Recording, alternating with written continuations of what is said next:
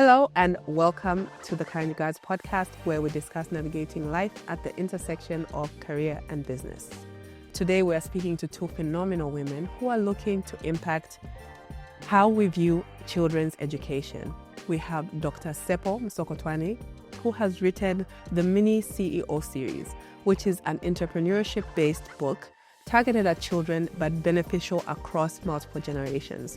We also have Kapampa Mwape, the co-founder of Kulanda House, who has published multiple series of the Suku Books, which aim to preserve culture, the culture that we have learned from generation to generation through folk tales, which we fondly call Utoshimi. I am so excited to be sitting here today with two Zambian women who are changing the face of storytelling and education.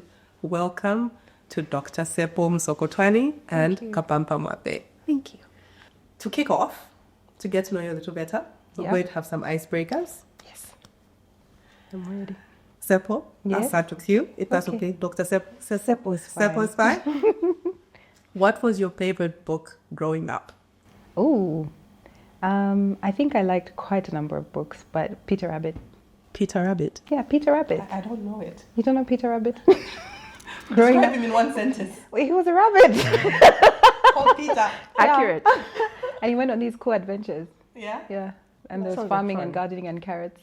I just enjoyed it. Full circle moment. Yeah. Same question. Yeah. That's. I read so many books when I was a kid. There was this book called African Short Stories that my mom got me when I had won a prize or something, or I passed a test, something like that. And I think I enjoyed reading that book quite a bit. I don't even remember the specific stories. I just enjoyed the fact that they were more relatable. I think that goes well with what we're going to be discussing. But that is basically the book I remember reading when I was young. I read so many. I can't remember specific ones. Yeah. I was a real bookworm. Yeah. Okay. Which sitcom would you want to be a part of? Kapampa, I'll start with you. I'm gonna say Young Sheldon because it's set back in time. I'm a bit of an old soul sometimes, so I like that it was set in, I think it was the 70s, and I don't know, I'm intrigued by times before my time. I like history, so I think I would like to be part of that, or Bridgerton. Okay. Yeah, I get, for similar reasons. History, I want to try those outfits and corsets and the like. But yeah, I'd switch it from sitcom a little bit to just general cartoon, like the Flintstones. Yes, I get it. You get it, right? Yes. Yeah. Yabba dabba doo. Yeah. You want to start a car with your feet? Not technically in that way, but I think there would be some interesting episodes that could come out of there. The outfits, I think, for me, I enjoyed. What was her name? Wilma. Yeah. And Fred. I think they had bones in their hair. Yes. Imagine that with our kind of hair. Because they had straight hair now. Bones in here.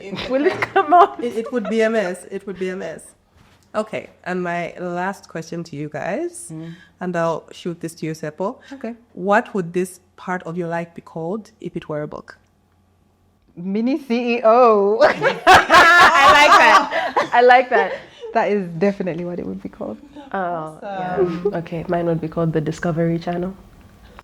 I'm doing a lot of exploring and discovering right now. So yeah, Like self-discovery or? All kinds of, definitely self, and there's a bit of career discovery, and discovering this part of my life, because my family at the moment is, like, my family dynamic is different now because I have a baby. Yes. So discovering that, how to be a mother. And discovering the wife. baby. Yes, because they have personality, so much of it.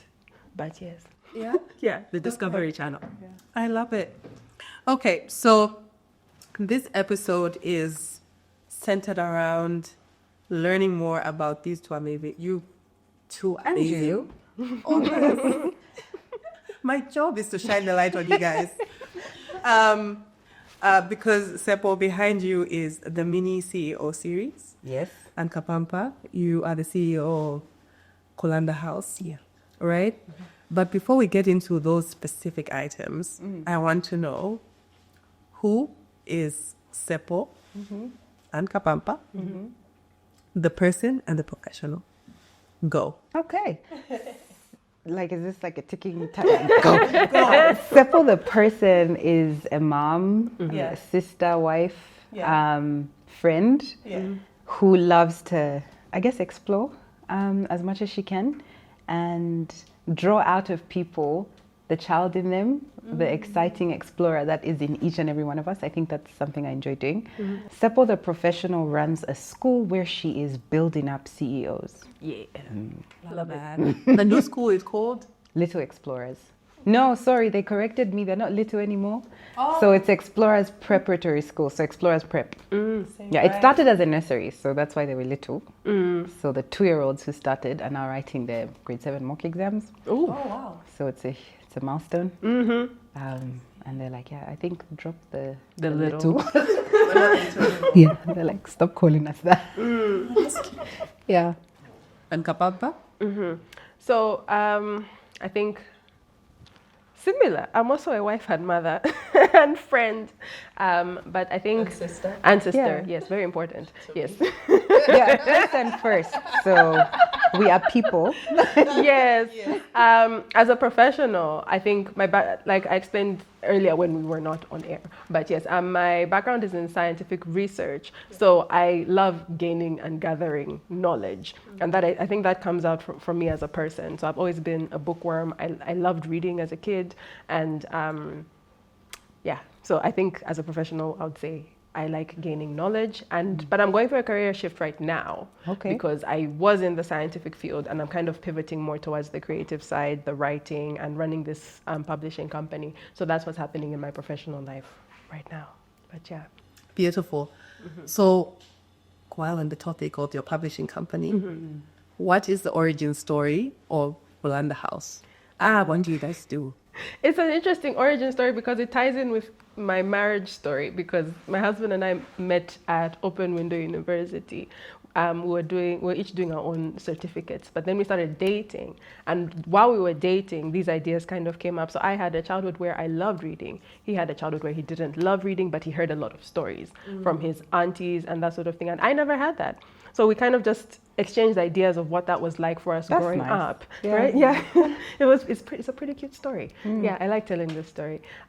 So we kind of brought our ideas together around that, and then we're like, why don't we bring out a product? Why don't we build something that is relatable for children, and we preserve that oral storytelling and put it down on paper so that we don't lose it, because it is being lost to a large extent now. Yeah. So that was the initial idea. It's grown into something much bigger than that now, but initially it was about preserving our African culture and our oral storytelling in Zambia. So yeah, that's the origin story. Beautiful. And just to clarify, when you say oral storytelling, you're talking about utushimi, like yes, yeah. That's what the traditional. Utushimi, yes. Utushimi. I don't know what it's called in other languages, like I think they have their own. But yeah, so just what the grandmothers used to tell the children around the fire at night and that sort of thing. That may not even be how they did it. I wasn't there. Oh, but you didn't get that. No, I didn't get that.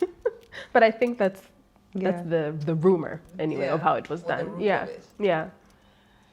And Sepo, what's the genesis story of the mini CEO series? I think it has multiple points of origin, but the key one, I think, linking it to what you just said, is I wanted to continue what my grandma used to do, which is tell stories. And so she never wrote down her stories. And so I'm trying to put mine down in a way that it can be remembered later by future generations. My grandma has a huge part in my storytelling. Oh, really? So in the books, she's basically, giving nuggets of wisdom to these mini CEOs who are trying to figure out their way and stuff. And so she, in the books, offers that sort of perspective. And I think what our grandmothers didn't do is write down the stories. Yeah. And so I think in our own different ways, we're trying to do the same thing as quick as we can, in a way that kids can just appreciate, enjoy, and have something they can say, okay, you actually put on paper what you're trying to explain to me, so I can refer to it another time. Yeah. Lovely. Yeah. And how did you zero in on the genre, which is more business oriented, mini CEO? I think that was a convergence of multiple experiences in that I was doing a lot with the corporate space. So I would invite corporates for different activities. In what context were you inviting them? So Explorers Prep is at Nkwashi. Yeah. And one of the things the mini CEOs there and I tried to do was contribute to raising money to construction. So they would look at me and be like, okay, you've got these are kids, you've got these plans for the school, which money? They'd ask me like, what money are you using to? The kids. Yes, the kids would ask me, what money are you going to use to build this beautiful dream that you're calling our school? So I said, well, I'll tell you what, there'll be different ways that we can raise money, investment, all these different things. But a practical way is, why don't I show you how we can try to raise money? So I would host the canoe sprint, the National Canoe Sprint, which was a local touristic event that was centered on drawing corporates to see how we could stimulate growth in Zambia. But the kids were really the brains behind some of what happened. And we had, long story short, about 150 corporates come through once every year for competitions. And so building relationships with those corporates and thinking of how to show these kids what the real world is like, birthed Mini CEO somehow. So to me, it sounds like we can't talk about Mini CEO, the book, without talking about your Mini CEOs at the school. So what's just give us a bit more context around that, because it doesn't sound like a traditional school. Well, it is in a way, but not really. So it is in that they come and they learn their English, their math, their science, all and the things. One class? Because you said they started at 2 and they're now at 12, or are they different? They're different grades. Oh, okay. From preschool to 7th grade. Yeah.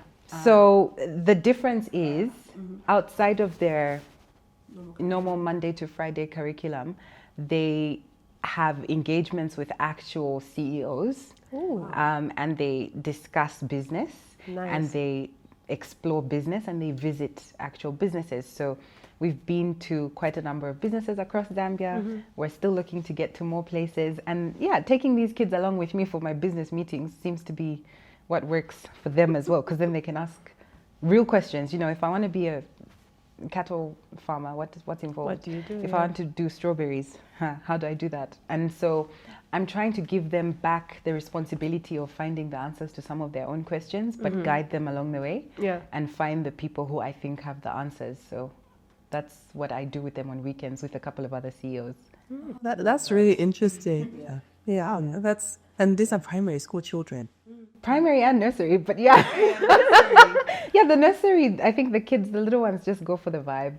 They like the excitement of seeing the older kids do serious things or things that they think are for grown-ups. So you're both in the authoring space, education space. What role do you think books play in a child's identity, right?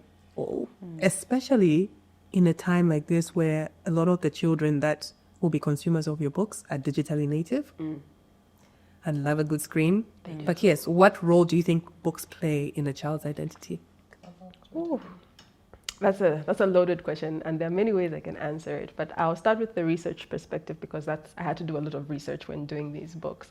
And what we found when we're just reading out there is that the part of the brain that's activated when you're reading a handbook, like a paper book, is different than when you're looking at a screen.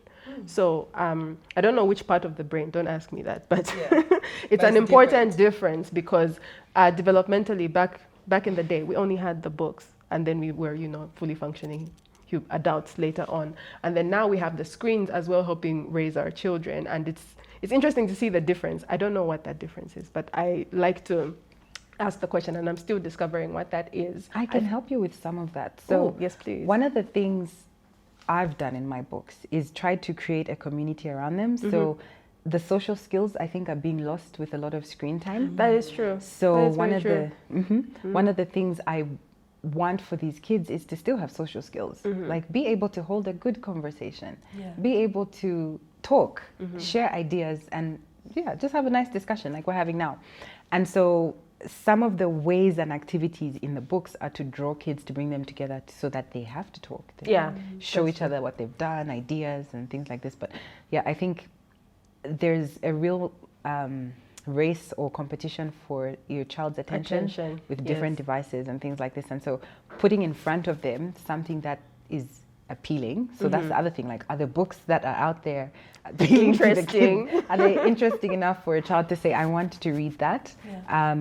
Or is it more of an interest issue in general? So why do you not like to read, or why do you like to read? Or is it a finance thing? So maybe books cost a certain amount of money that maybe a particular family might not be able to see that as an expense that they're willing to make. And how do you show them that that is a valuable thing to spend on? You have to be convincing and persuasive as a writer as well, because you're looking at all of these things when you're writing and saying, how do I answer these questions and still bring out the story? Yeah, and those are important questions to ask. We have to think of everything when we're writing these books. Oh my goodness. I think what she's talked about is really important, because going back to like how it shapes their identity is what they take in is what they're going to bring out. So if they're taking in these kinds of stories like mini CEO, business owners, if they're taking in, you know, copper earrings to be chief, sort of and like To Be Chief is one of the books that has like you mentioned, the social skills. So like the different qualities that a chief needs to become a good leader. So if they're taking that in at a young age, by the time they're 8, a lot of their personality has developed fully. So if you've got all of that in there through books, you've basically created a really strong foundation for a well-functioning adult. I think Kapampa is secretly trying to like mold personalities in her books. Like low-key. World domination. Like you start with the storybook. If your dream is not scary, it's not big enough. Yeah. World domination is the dream. Beautiful. So aside from the fact that the book is about business, what do you think differentiates your book, the Mini CEO series, from other books that one will find in the children's section of, say, Book World or I think other than the business side, you've got a Zambian girl who is actually trying to start this business with her friends. You've got a book centered around biblical principles. So I show how you can actually do business God's way. You've got coloring. So there's coloring and there's commitments and activities. I think it's a family book. So I say family book in that, like, mom, dad, granny, whoever you are, you will find something from the book. So that's, I think that's what it has. I think that very similar, actually, because we do also have quite family-oriented books. I think the difference for us is that we take a lot of folk tales, a lot of African stories, and then we modify them to be, I guess, a bit more modern, because I mean, culture is fluid, but we're trying to keep as much of the old storytelling style in the books, and then trying to keep the same shocking factors. One of the things that we learned is that, you know, proverbs and folktales always have a bit of an obscure trait about them. Just something that captures your attention a little bit. So so that it sticks with you. So we try to do the same with all of our books. And so trying to now maintain I'm going to read your books looking for the shocking factor. You said you got the copper earrings, right? Yes. Go and read it. Towards the end, there's something. That's nice, though. And the kind of values that our parents wanted to instill in us, like what I mentioned about To Be Chief, like leadership traits and that sort of thing. So trying to do that. And then at the end of every book, I think we have questions so that the parents can be involved. We do know that kids mimic. They copy what their parents do. So if the parent is holding a book rather than a phone, they're more likely to hold a book as well. So the questions at the back, the first one is discussion questions, which is, you know, what is the story about? What did you remember? Then we've got exploring questions. Oh, I like that. Yeah, which is encouraging. Tell me more.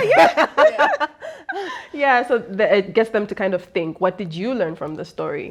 Trying to apply the same principles from the story. And then we've got a new one coming up, which is the think and share, which is creativity and trying to do something practical for those people who like to work with their hands. So it's, you know, drawing a chart, taking the principles and making them actually practical. Draw this out. What would it look like for you? That type of thing. Nice. So I think those are some of the unique things that you'll find in our books. Yeah, okay. I actually thought you guys would go with the obvious one, which is that What? the kids are Zambian. Yes. look like our a very- kids. that's Yes, a good point. that's a big Yes. one.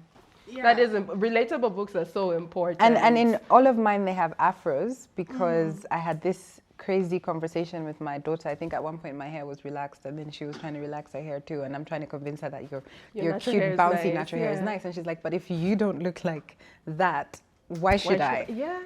So we were done with that because I'm like, okay, I couldn't win the argument. So yeah. And also just being confident with what you look like and being able to identify with the book covers. So it's a good point. No, it's true. Yeah, that's a fair point. There was a time we were selling our books at a school. And one of the ways that I hooked the customer in is that his daughter had 2 pigtails. And so I told him, I think the book is here, let me find it. So I just told him, I was like, hey, this little girl has the same hairstyle as your daughter. And immediately the girl wanted the book and the dad wanted the book too. And so that was one of the other things. So we tried to put in variety. Confidence is a huge thing. When you're talking, I'm just thinking, one of the reasons why a parent would want to buy these books is that it's a confidence building experience for the kids as well. It is. Because they're reading something that they can relate to. Yeah. Lovely. So I love that you brought in the perspective of parenthood because both of you are moms. Yeah. And I would like to know, how has motherhood shaped how you view education, the education system in general, and also how it's impacted your creative process? Because your books are targeted, the primary consumers are children, right? That's the primary target. So how has that shaped that aspect? I think it's shaped everything. I think for writing for this age, that is, because you're thinking, what age are you ranging for? So like grades 5, 6s, so your 10-year-olds and up. Though CEOs actually like the humor in them because they can relate to their job issues and the problems in the workplace. But by and large, you're looking at a child who you birth this child and then you're thinking, okay, how am I going to parent you? What am I going to do? Do I have all the tools? And then you start to learn what your child likes. So you're exploring things together. And then you're thinking, okay, how do I put this down in a way you can remember? So part of my motivation is my daughter loves strawberries. So there you go, strawberries on the front cover. It's a book about strawberries. Through strawberries, I am reeling her into business. So that's how I think I'm using parenting and this whole experience. With education, well, it depends. In my situation, I started the school because I was looking for something for my daughter that I wanted her to be able to enjoy, relate to, garden, explore without dealing with too much red tape and requesting schools to do certain things. So I thought if I just do them and run the school, it becomes easier. Not just for her, but all her classmates as well. And they have quite a lot of power and freedom in the way things are done, and they enjoy that. So they have responsibility. So things like the school rules. We had to sit, the kids have a think tank and say, okay, if my rules are not working, let's look at yours and then let's pick the best from both sides. And that's what's going to be the school rules for us now. I love and so they're part of the decision-making process as well. So wherever there are gaps, there'll be gaps in every system. There'll be issues with whatever education system you find yourself in. But instead of being an actor that's going to complain about what's going wrong, I just said, wherever there are gaps, let me put my little piece of the solution and see how that can help not just my kids, but whoever might want to take a leaf from my book, pun intended. Love it. Yeah. I love having smart cookies on the podcast. Drops mic. And how has that been for you, Kapampa? I'm still in the beginning stages, honestly, because he's small. He's turning 1 next week. So I'm starting to think about that. But one thing that's come out about his personality is he's a lot like his dad. He likes to work with his hands. So that thing I was mentioning about one of the question sections.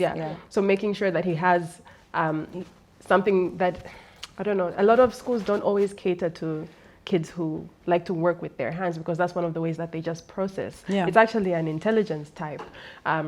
So I think that's how I'm now viewing the school system and thinking, what school am I going to send him to where he'll be able to have sufficient space to work with his hands and process the way that, I don't know how he processes yet, but to be able to process the way that he needs You to. probably do, yeah, his mom. Yeah, I mean, I'm learning. I'm definitely learning, because right now he loves textures. Yeah. So whenever you're holding him, he's going to just start rubbing your shirt, Yeah. trying to figure out, what does this feel like? Do I like it? Do I not like it? That Yeah. sort of thing. So already he loves exploring the world through his hands. So I think that's one of the reasons we have that new section of questions. Yeah. Because of your son. Yeah, because of my son and my husband, because he was like that as well growing up. So I think that's one of the ways that it's shaped how we're viewing the education system and the books and how they Nice. can be accessible for everybody. Yeah. Beautiful. Could you also speak to who the target market of your books is? Like, what's the age range? Oh, yeah. We have 5 different levels, so that it's everybody. But so you can actually start reading to your child as early as 6 months. They won't have the You attention. can start reading to your child while you're pregnant. Oh yes, I did that actually. Yes, you can. Yes, because they hear while they're in the belly. So we did start that. David used to read Bible stories to our son. So we started from that age. So the first book is just picture books, where they're just learning what is a story, what does it look like. That's the level 1. So that's up to, I think, about the age of 2 or 3. Then level 2, when they start school, they're learning sentence structure and that sort of thing. We brought that in with the first book, where they're just learning, getting ready for school. And one parent actually said it helped them to get the kid ready for school. Yeah, and even bedtime. We didn't see that coming. Nice. And then the second level 2 book, we included text A and text B.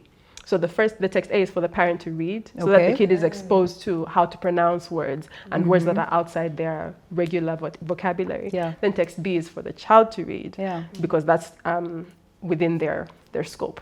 But it helps both the parent, and it encourages the parents to engage with the children as well, which I think helps them learn better. Yeah. Yeah. Then after that, I think that's age 3 to 5. Yeah. 5, 6, somewhere there. Yeah. Then level 3, we're including a bit more complex storytelling. That's where there are actual stories. There's a bit of complex punctuation in there. Then level 4, we have now full page text, where the illustrations are less. You're focusing on actually reading and learning to give your attention to something for a long period of time. I think that's 8 to 10. Mama. You will focus. You will focus. Yeah. I am actually that mom. Yeah. No, it's good. Yeah. One of my aunts was like, she has boys, and she said to me, she took time off of work just to make sure her kids could read properly. Because she's like, yeah, if they can read, then they can do anything. It's true. But let them read. It's so true. Yeah. Let them and have a joy. I think books can be intimidating. Sometimes, Yeah. No, even as an adult, there's one I'm starting and I'm just like, You're already. I don't know how we're going to do this. Yeah. And so how do you break down what looks to be, such an overwhelming task into small Bits and pieces. Yeah. No, it's true. And it's a lot of work. Writing children's books is hard, guys. Yeah, you have to sit there. That is complex. A perfect segue into you telling me about your creative process. Yeah, tell me. Okay. My creative process, I think I'm an efficient worker. Okay. So You're a mom. You're definitely an efficient worker. Hands down. you have to be. You just have to be. Yeah. So when I sit down and I decide this is what I'm doing, I will bring out I don't know what the word is. I'll push out a lot of books at one time. So a lot of these I did in one day, in one sitting, 30 minutes, that sort of thing. Because when I'm focused on the task and I have tunnel vision, I'll finish. And then I'll take a long break because I'm now tired. And you've expressed. And that break can be a week to a couple of months, and then I'll have to come back and do it again. So that's what happened with a lot of these books. So some books so we have Suku Series 1 out. Suku Series 2 is fully written. Is it from Masuku? Yes, it's from Masuku. Yeah, so Has the drawing of our books are called Suku Books because Nice. of the Masuku. Again, relatable Yay. content, right? Yes. Yeah, so the first series, That's level cute. 1 to 5, Yeah. is out. And then the second series is on its way out. And part of series 3 is already written. So Yeah. I did all of that in a short space of time. But producing books takes a lot of work. And even the other writing that I do, like the novellas and the novels, that also I can push out in a short space of time. I think my creative process is short and fast. Yeah, that's the word. I'm a sprinter. I'm not yet a marathon runner. I'm working on it. Yeah, but to find the inspiration again takes a really long time. So I have to build up the discipline. I see it. So you said writing children's books is hard. What makes it hard? Taking a really complex idea and then condensing it down to a level where a child can understand it and follow it at their level is difficult because our brains are fully matured. Yeah. So then you have to take all of those things and then simplify it for a brain that's still developing. Well, we think our brains are fully matured, but like we're still. They're still elastic. Yeah. But I think on average brains mature. No, I get your point. At 25. Yeah. I was just going to add to that to say, like, even your brain that's still growing, it's still evolving. And whilst it's still doing what it's doing, you're still trying to simplify something for children, for someone else, who's much younger and has more questions and sees the world from a totally different perspective. Yeah. And what's your creative process like? I think mine is an everyday, what I see every day that someone will appreciate from the everyday thing and make that special. I like that. So I'm always looking, every day I wake up and I'm like, ooh, what are we going to find today that's special? And then if there's something noteworthy, I take it down and I think through an idea and think of how to build it. If I hear someone say something really witty that I don't want to forget and I want to share with kids, I'll put that down. Like the most recent one was, and it's in one of the books, probably series 2 of Mini CEO. And this character is saying, so one of the things in my books, I'll go back a little bit, is I try to, as much as possible, have the older version of the front cover say something wise, okay? So in this particular book, this older version of the character is saying, the way you do anything is the way you do everything. In how you apply it and how you understand it as well. So be mindful of what you obviously think about and how you apply what you've thought about, because that's the system that you might use for all your other decisions or things that you have to do. And I thought that was, I love that. I've heard that saying before, and the first time I heard it, I spiraled. I was like, because then you start self-checking. So true, like the way I do anything is the way I do everything. Yeah. I mean, it's a blanket statement, but it does have value. It has a lot of truth in it, Yeah, if I'll be sloppy about 1 or 2 things, what's not to say I'll be sloppy about 3 or 4. If you're faithful with little, then you can be faithful with much. Goes back to the Bible. And always go back. Always. Plug it in. Yes. I'm interested in knowing how, Kapampa, you kind of started this topic of breaking down complex topics to make them digestible for children. How do you do that with something as complicated as entrepreneurship? Because that's not even something that adults fully understand. I feel like a lot of us think we understand business, but we don't. And within the first few pages of Mini CEO, I'm coming across terms like angel investing. Trust me. There's someone watching this who's like, let me Google. I hope you Google because, we go to the school of Google. We learn, right? So how do you break that down for the children? Well, in a practical sense, I do have a glossary at the back. So there's definitions of things that might be too complex. But in terms of how to write it in story and make sure that it's understood by a child, I just see if they understand it. So I'll write something and I'll go to a kid and I'll say it. And if they're like, what are you talking about? Then I know this one hasn't hit home. So I need to go back and keep trying. My daughter is really good at being a critic. So she'll read through manuscripts before they come out. And she's like, I just want to see.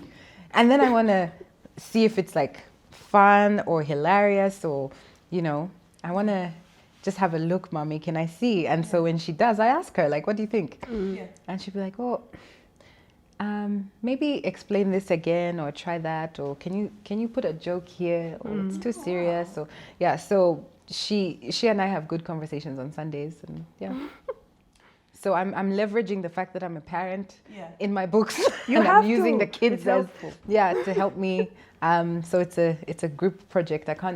You can do some things alone, but I'm not a child, or at least I think I'm not a child. I'm someone's child. Like, I hope I'm not a child. Yeah, I am someone's child, but like I'm a mom too, so I try to get a child's perspective on what I'm doing, and it can be from as simple as my front cover. Like I had serious focus groups of kids tell me, I don't like this, and I don't like that, and this should be like this, and where is that? And they're so honest. Tell you, hey. Blatantly. They're like, give me something that I can really enjoy. And so I give credit to the kids for this particular cover, book one.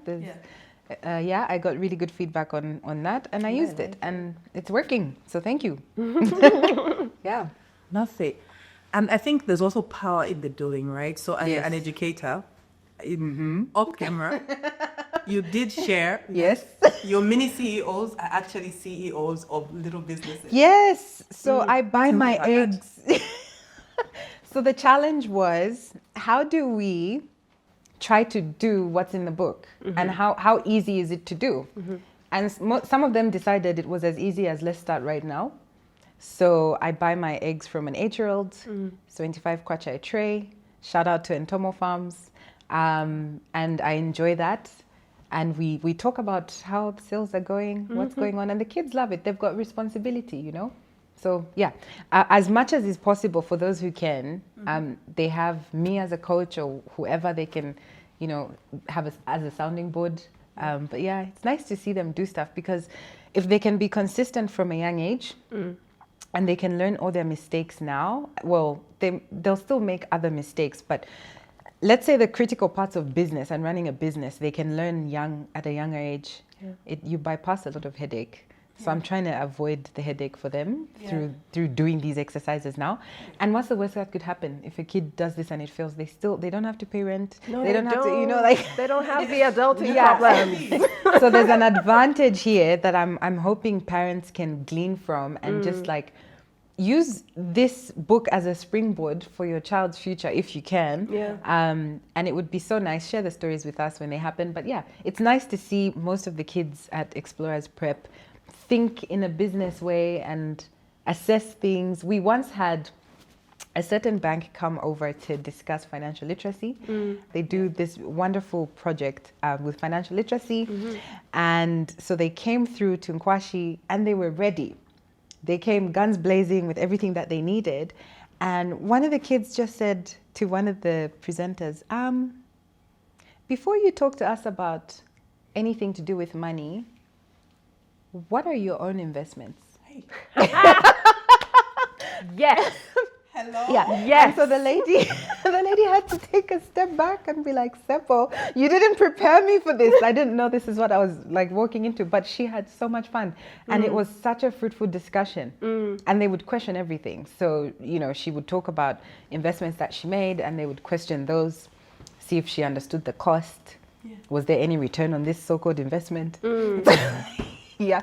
So it was nice. It's just, at the very least, let's have the conversation. Yeah. Yeah. So you don't have to go off and start a business, but at least know something about business, because you are either receiving something from a business or providing a service or good or product or something. So yeah, have the conversations and have them with the kids. They understand more than you think they do. Yes, yeah, that's true. They It's so really true. do.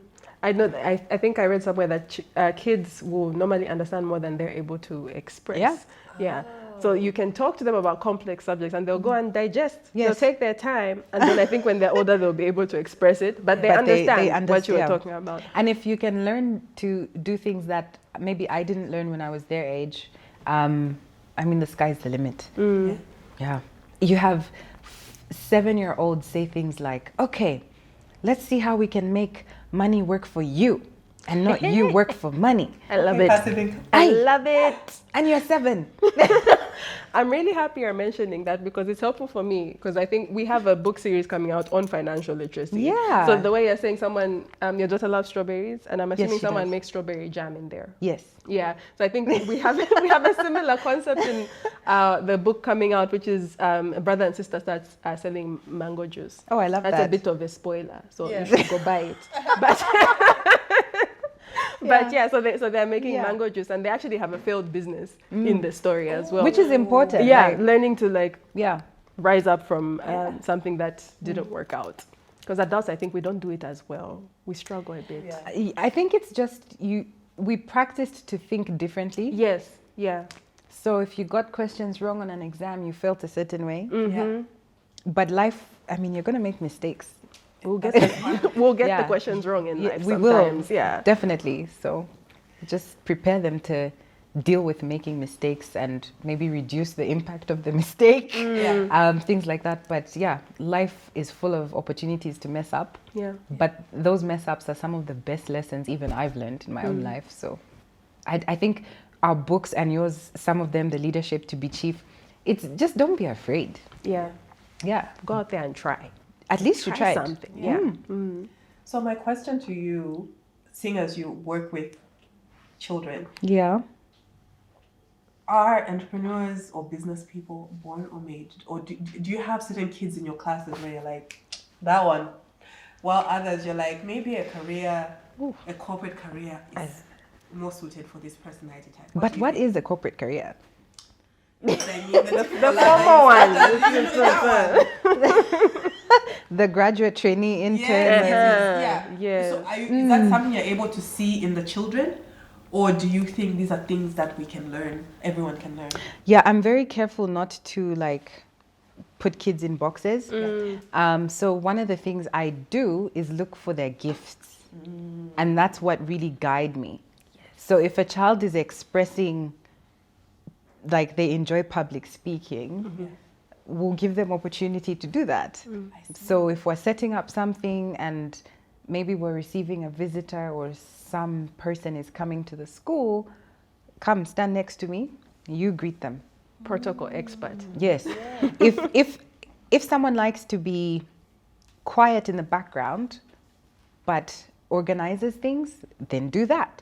Because you can birth a business out of anything. You can. Yeah, it's and true. so I'm trying to avoid the distinction between you, corporate, you, entrepreneur, because all those things have stages. At one point, you were in the corporate space, and now you're doing something very entrepreneurial. You see, so it's fluid, right? And it depends on obviously what life may require of you at the time. True. But it goes back to my philosophy, which is if they can start early, if their gifts can be discovered soon enough, and we can nurture those gifts and harness them with the child, build something, monetize it, off you go. Yeah. It might not be as easy as that, but stick with something that you see these kids are expressing. Sometimes children are dying for an opportunity for you to just give them what they're telling you they want. But for whatever reason, you're not listening. So, Okay. yeah. That was good. That was good. Snaps and claps for you. Another thing on the subject, what is one business skill that you think every mini CEO should have? Like if you got to your head, catches one. Yeah, it would be understanding people. Oh, nice. Yeah, because all the money you want is in their pocket. You need to convince them that they want to give you their money. Not even convince them per se. I get what you're saying, but if you understand what they need, if you build good enough people skills that you're able to observe what the market wants, it will tell you. And that's what you give the market. Don't give them what you think the market wants. You give the market what that's they business. actually want. Yeah, it's true. Don't mix up a talent with a hobby and business. It's different things. Yeah. I see. Beautiful. Okay. Kapampa, your books are based on Otoshimi, which is a significant part of, I think, Zambian culture, African culture. Yeah. What parts of culture do you highlight in your books and why? Ooh, yay. Okay. I think at its core, we are just trying to make sure that, like you said, the way the kids look like Zambians, we're trying to make sure that kids can see themselves in the books. But also, we're trying to let parents know that we haven't forgotten where we have come from. Because I think one of the reasons I think, it's a bit of a segue, but one of the reasons I think China is such a stronghold in the global community is because they have such a rich history that they know where they come from. They wrote it down from thousands and thousands of years ago, and it's guided a lot of their technological advancements and that sort of thing. And I think if you know where you come from, it's very easy to map out where you're going, and it gives you that strong sense of identity. So what we're trying to keep is the identity of a Zambian as much as possible. But again, that's kind of a fluid concept. But what is it that Zambians value? And one of the things we do value is community. So in every single one of our books, someone is helping somebody do something. Nice. Like this, the village is raising their child. In every single one of our books. I don't think anyone does anything by themselves. If they try, it normally doesn't work out well, just like in life. No man is an island. I think I'll point out one of the more relatable aspects of our story, which is different from the whole community thing, is trying to connect with our inner child to an extent. Yeah, I like that. In our first book, there's one of my favorite illustrations, and off camera you've said it's also one of your favorites, is a little girl.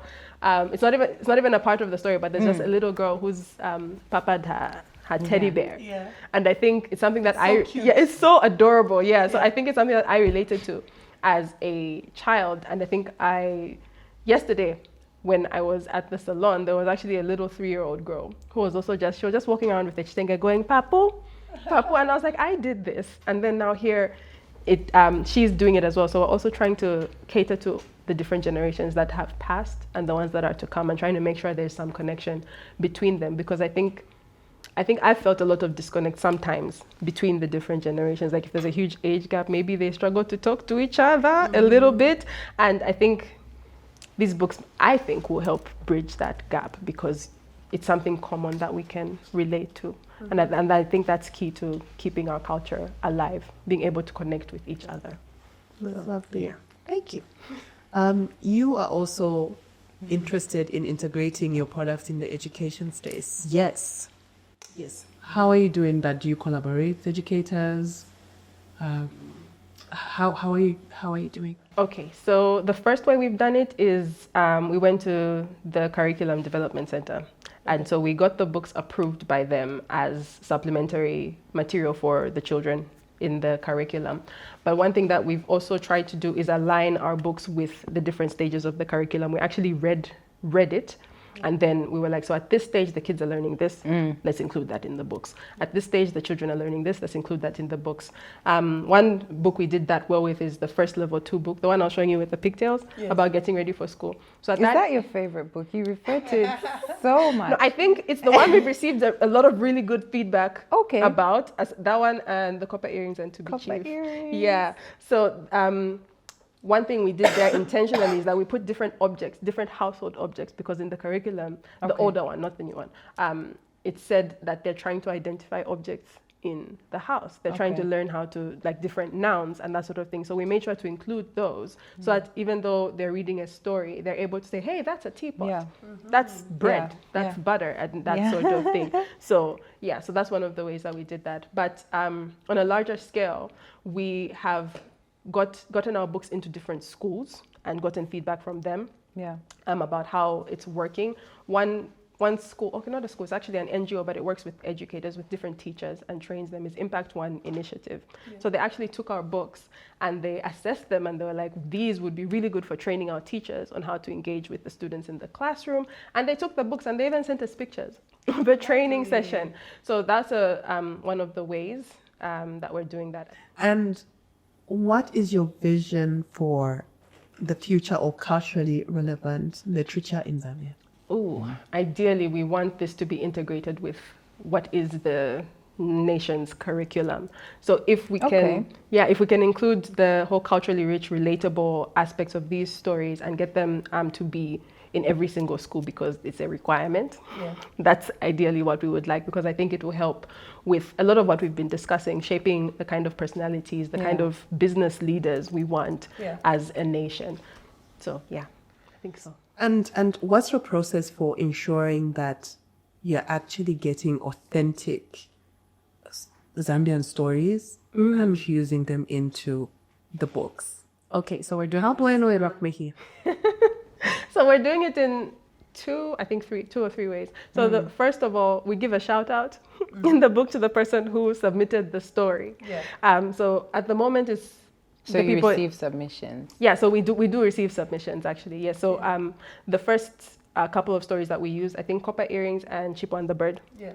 Are from submissions, and we shout out, we give them a shout out. Then we sometimes modify the story so that it's relatable to a child, because some of them are a bit not child friendly. Off center. Yes, they're not child friendly, so we have to make them less so. But one of the things we are going to do is take the original story and also record that, so that as much as we have the children's version, we also have the version for everyone else, so that they can know that these stories were originally like this, but written down. That's nice. So like an audio version, like, so if I'm submitting something, you would have an audio library of those. Either audio or an actual book as well. I see. Yes. I see. And what's the language? Like, are your submissions in English? Are they in, because Utushimi, to me, I would hear them in. We actually have some in Bemba. Yeah, we do have some recordings in Bemba. So I think we haven't fully thought about it, but definitely we'll have them in the original language. Then we'll have a translation in English as well. I think that would be more wholesome. Yeah. And more representative of the story. Yeah. Mm-hmm. Okay. So one of the things you've said is that you make your stories relevant to your consumers, who are the children. Mm-hmm. Yeah. And what's interesting to me about the kind of products that you guys are putting in the market is that your consumers are not your customers. Like, your consumers are the children, ideally. Mm-hmm. Your customers are the parents and organizations, be it a school, be it, I don't know if you mentioned the bank. It could be an NGO. I think you mentioned an NGO. Yes. Yeah. So how are you making your products attractive to the different stakeholders that you have in your program? Okay, so the way we started was obviously with the children, making sure the children like the books and enjoy them. Yeah. Then when it came to the stakeholders, I think one of the things that's attractive about them is the fact that it's a Zambian author and that it's good quality. I think that's something that was attractive to parents. Yeah. And then including the questions at the back and the suggestions at the front. I didn't mention that. So we also have suggestions at the front for how parents and teachers can get involved to make sure it's a family activity. Yeah. And so that and the questions at the back, I think, is one of the ways we made sure to do that. And then when it comes to corporates and NGOs, we share with them the feedback about how parents and children are enjoying the books is one of the things that helps hook them in. Yeah. But then also creating partnerships that are beneficial for them. So the financial literacy series I mentioned is actually in partnership with Patumba because they want to have children be, little mini CEOs as well, and learning how to save and be financially literate. So I think that's a couple of the ways that we've done that. Over to you. So I try as much as I can to put myself in both of their shoes. So if I am the customer who is a corporate, a parent, or whoever would be buying the book for a child, what is it that you're interested in making sure this person knows, this child? What should they know? And I think the book sells itself. It does. Because it's a legacy book. It's about passing down knowledge. It's about the previous generation doing something for the next generation. So I try to think of something that would be so important to the mom that goes to work at a bank every day. Yeah. Why is she doing that? What's the point? Build her skill, build her career. If she's a mom and she has kids, I'm sure she's thinking of them and their future in one way or another. Yeah. Yeah. And so this just helps, make those conversations easier for parents, and it also gives corporates a responsibility to say, as you are dealing with your employees, their parents, they come from somewhere, they have families, they're interested in passing something down to the next generation. Are you as a corporate giving them that? Yeah. If not, can you think of how to do that? And yeah, it's a conversation starter at the very least. And at the very most, it's passing down knowledge from one generation to the next. So I've found that, from my perspective, your respective approaches to how you've gone to market is different in that, yes, you have corporate customers, but I can walk into a number of bookstores and find your books. Yeah. Your books are only available at the school, right? At present. At present. Yeah. And in specific corporate housing. Exactly. Yeah. Well, you are also on Amazon. So I would say you have a mix of like retail as well as corporate, a mix of a retail and a corporate approach to how you're going to the market. Yeah. While you seem to be more focused on Direct marketing. Yes. Okay. So tell me about why you chose that approach and how that's working out, and how does one find success in that way? I think relationships matter. And by that I mean, you need to understand what the organizations are looking to do. It's good to look for value, but I also think it's good to create value. And when you understand what the organizations are trying to do, and you provide them with something that helps them do what they're already trying to do. It's a match made in heaven. Yes. It's a perfect match. Yeah. Okay. And so I think my argument to a lot of corporates is, what's the point of what you do on a daily basis? Why do you exist?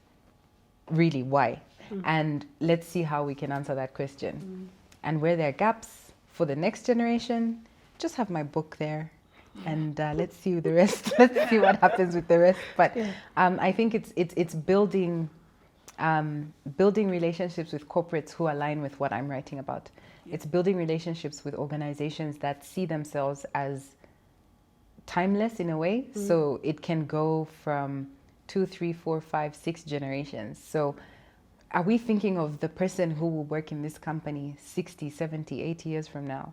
What qualities are you looking for then? Can you start defining that now? And make them a mini CEO. Yeah. Yeah, I love that aspect of legacy. Just chef's kiss. Okay. Oh yes, for us, our marketing was decided a lot by what we were going through. So I think we were busy, and we were like, how can we make it easier for ourselves where the books are selling without us having to put in so much work and effort? Because I think I had just started working full time, and David was also working full time, and we were just like, how can we make this easier? So getting into Book World was one of our biggest aims. But at first we couldn't because of, I think our operation costs, printing in Zambia turned out to be really expensive. So we had to first grow to a point where we could import. And when we were able to do that is when we were now able to get into Book World. So that was our biggest thing for us. We needed to make it easier for ourselves so that the income was passive to an extent so that we are able to do other things as well. So we made sure we found resellers, we got into like Book Hut and that sort of thing so that we could reach as many people as we could. Because we struggled a little bit on the NGO side because we tried to, make the meetings, but I think maybe we didn't have the experience to know how to get into the right doors. I think we're a bit better now, but yeah, so we decided to go the retail distributor route first so that we could reach as many people with what we have at the moment. So yeah, I think that's what guided our strategy, our distribution strategy. Yeah. Okay. And how does one get into Book World? Do I just walk in and say, hey? You have to talk to the procurement ladies. You need their phone number. Actually, they called us first, so we had the number initially, but we couldn't manage to get into Book World at that time. And so then we just called her back a year later. I see. Yeah. And then we were able to do that. So you have to talk to the procurement people. You take them some copies of your books. They assess them. If they're good, they're in the stores. Yeah. Okay. Dr. Sepo and Kapampa, this has been such an interesting and refreshing conversation. And we did so. Thank you. Don't want. I was like, let's go for another hour. We can do it. We really, what happens when you put 3 chatterboxes together? Yeah, but before we close, I always ask our guests to leave us with their favorite quote and the call to action. Okay. Because we're action-oriented people over here at Kaipi Guards. Absolutely. Okay. So what's your favorite quote, Kapampa? I have two. So the She has first mine. I can do for both of us. It's not a problem. So the first one is a proverb, actually, which speaks to me on so many levels, and I think it will speak to a lot of people. It's if you think you are too small to make a difference, you have never spent the night with a mosquito. That's funny. Exactly, that shocking aspect of African proverbs. Yes. Yeah. The second one is if you think education is expensive, try ignorance. Yeah. So those are my 2 quotes. And my call to action, firstly, I'll even look at the people for this one. So my first call to action, submit your stories to us so that we turn them into beautiful books. We will give you a shout out. You can go and say, I am the one who wrote this. It won't be you, but still. You'll get the recognition. Secondly, invest in the future of our children. Yeah. Whether it's with these books, we have the relevant tools to help you, but whether it's with these books or in your own way, whatever that looks like to you, whatever you're passionate about, whatever you want to pass on to the next generation, start it. Yeah. Do something. Don't just watch. Like invest in our children. Thank you. Nice. I'm not trying to top that. But I think one quote would be, try as much as you can to actually create value as opposed to looking for ways you can gain value. You can also put something back. Yeah. And when you create value, you might surprise yourself at just how far you can go. The call to action would be nice to someone today. Just be nice. I like it. Yeah. Kindness is free. Kindness is free. Lovely. And where can people, well, we're already saying where people can get the books, just but call where up can- the school, book your orders, and they'll be dispatched. they'll be So, dispatched? Okay. so you can pick them up from the Kablonga and Kwashi offices, from Explorers Prep. The kids would love to host you, so you could come there for now. And then we'll see what we can do as we expand, because we're hosting mini CEO competition. So that's another reason I'm not in every store yet. We're trying to get to 500 schools across Zambia to spread entrepreneurial activities and just fun stuff. So after that, I'm sure we will catch up with you in Book World, depending on the print costs and things like this. But for now, just call up the school and order your book. The mini CEOs would be happy to hand one over. Beautiful. Lovely. And where can people get Kulanda House? We're in Book World, Book Hut, Wilawane store, and we have various resellers in Livingstone and I think Solwezi, but Livingstone. Yes. Yeah. Thank you so much for listening. I hope you enjoyed that as much as I did. I know I say this at the end of every episode, but I really do enjoy the conversations we have here. If you did, remember to like, subscribe, and share with a friend or 3. Kind regards, Zamiwe.